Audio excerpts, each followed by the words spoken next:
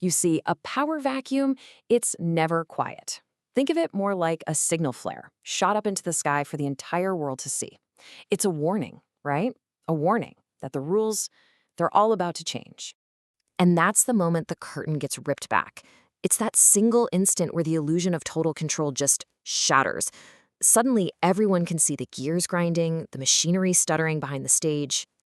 Think about it. For weeks, this summit was everything. It was supposed to be Donald Trump's ultimate power play, this huge historic meeting with China's Xi Jinping. And then, poof, it just collapses.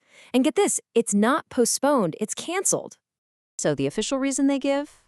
Oh, I need to stay home. Right. Donald Trump has to focus on the spiraling war in Iran. But let's be real. In the high-stakes world of global power, the strongest leaders delegate. They don't retreat. They certainly don't grind everything to a halt for one crisis. No, this isn't some brilliant strategic move. It's an admission. It's a raw exposure of weakness. And it sends a crystal-clear signal to every adversary and, maybe more importantly, to every ally. Control is slipping. All right, so let's really break this down. The whole illusion starts to collapse right here. It's that moment when the story they're telling you just doesn't line up with what's actually happening. And here it is, laid out plain as day. The contradiction. On one hand, you have Treasury Secretary Scott Bessent flat out denying it. The cancellation has nothing to do with China refusing to help. But on the other hand, reports are surfacing that Donald Trump was quietly, repeatedly asking China for help in the Strait of Hormuz. That's not strength, that's desperation. So while Washington is scrambling, something else is happening, because a power vacuum never stays empty for long, and this time, whoever is stepping in isn't doing it quietly. They're making a full-blown announcement. Listen to this quote from Iran's foreign minister, Abbas Araghchi. "China and Russia are not neutral. They are partners." He's not saying this in some secret meeting. He's declaring it. This is basically a press release for a brand new global power structure, all happening while the U.S. is looking the other way.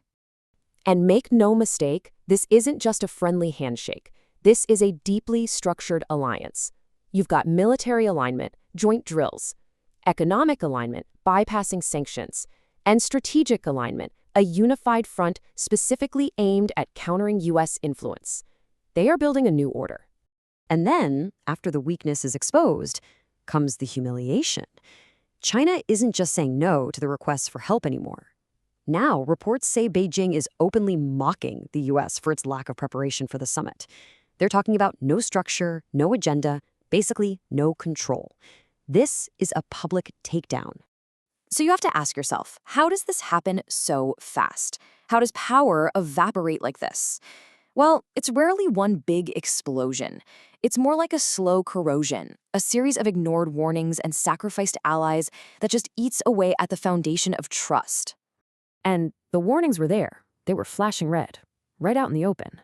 Weeks before, you had Iran, China, and Russia running joint military drills in the Strait of Hormuz. Reuters was reporting that Iran was about to get its hands on supersonic anti-ship missiles. So when Iran's strikes escalated, it wasn't a surprise. It was the completely predictable outcome.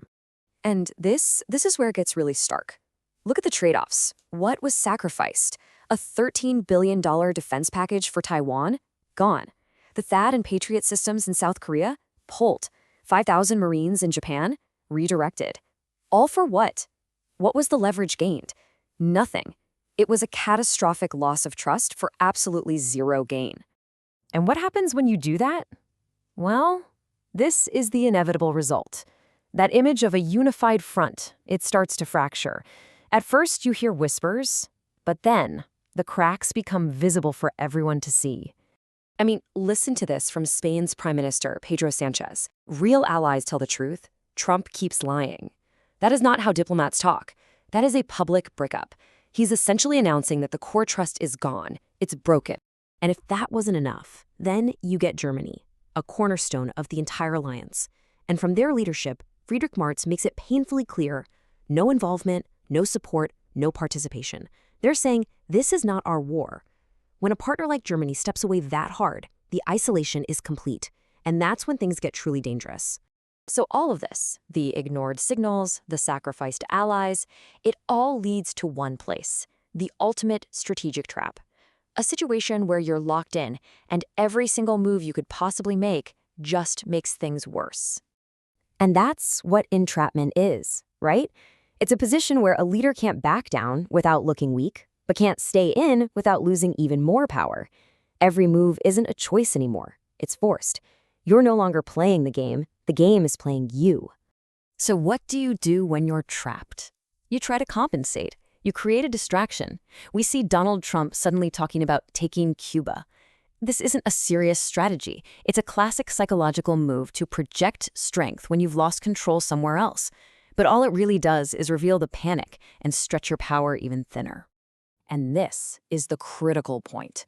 This is where most observers get it wrong. What looks like pure chaos, like a leader just flailing, it's not. It's actually the final, messy stage of a fundamental transition of power. Look at the options on the table. There are really only 3 paths forward. 1, get dragged deeper into the Iran conflict, exposing even more weakness. 2, a forced withdrawal, trying to claim victory while the world sees defeat. Or 3, open a new front, a massive distraction that just highlights the desperation. Notice something? Not one of these paths leads back to the way things were. That world is already gone. So the real question isn't, what will Donald Trump do next? The much more dangerous question is this. Is he actually in control of the escalation anymore? Does he still have the ability to choose, or is he just reacting to moves being made by someone else? And that brings us to the final chilling thought. Who benefits when the world is asking the wrong question?